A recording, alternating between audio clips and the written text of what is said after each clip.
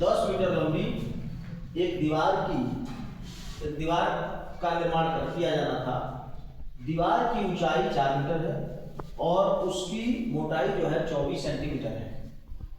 यदि इस दीवार को 24 centimetre into 12 centimetre into 8 centimetre विमाओं वाली ईंटों से बनाया जाना है तो इसके लिए कितनी ईंटों की आवश्यकता होगी। यानी एक दीवार है जिसकी विमा दे दिया है कि इतना सेंटीमीटर लंबा, इतना सेंटीमीटर चौड़ा, इतना सेंटीमीटर ऊंचा है और ईंट की भी लंबाई चौड़ाई ऊंचाई दे दिया है।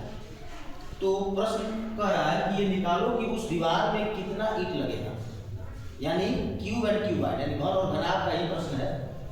तो दीवार जो है एक घनाभागार होता है और ईंट भी घनाभागार होता है। तो करना कुछ नहीं, इसमें करेंगे क्या, दीवार का आयतन निकाल के उसमें एक ईंट के आयतन से अगर भाग देंगे तो ईंटों की संख्या निकल जाए। तो आओ इसको हल करते हैं। सॉल्यूशन में लिखेंगे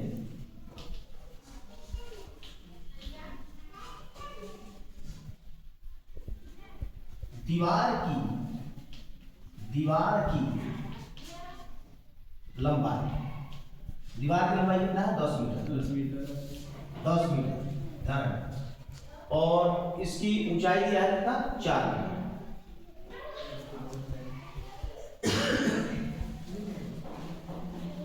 दीवार की चौड़ाई 4 मीटर, चौड़ाई की ऊंचाई दिया है ऊंचाई, ठीक है।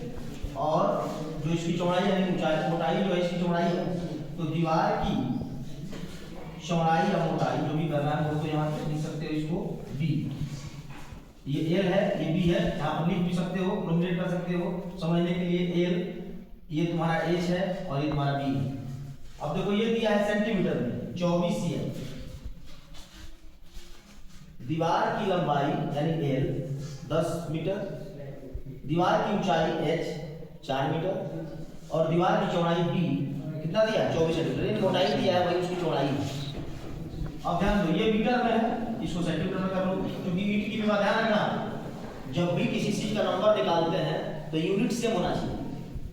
अगर सेंटीमीटर में यह है तो इसको कन्वर्ट कर लो, या तो इसको मीटर में कन्वर्ट कर लो, यानी सीएम वाला को मीटर में और नहीं तो मीटर वाला को सीएम। तो इसी को कर लेते हैं। 10 मीटर है तो 100 से मल्टीप्लाई करोगे तो 1000 सेंटीमीटर, ये 400 सेंटीमीटर होता है।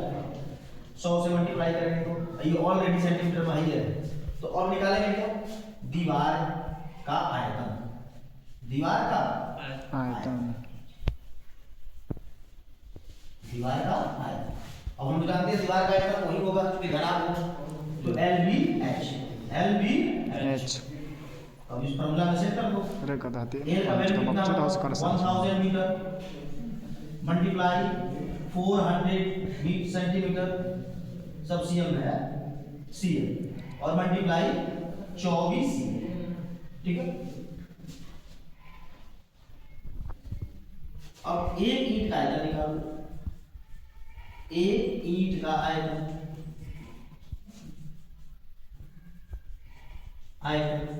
बराबर, वो भी ईंट भी क्या है घनाभागार है, उसकी डायमेंशन दे दिया है देखो 24 centimetre multiply 12 centimetre multiply 8 centimetre. अब देखो इसको मल्टीप्लाई नहीं करना, फिर काटना है।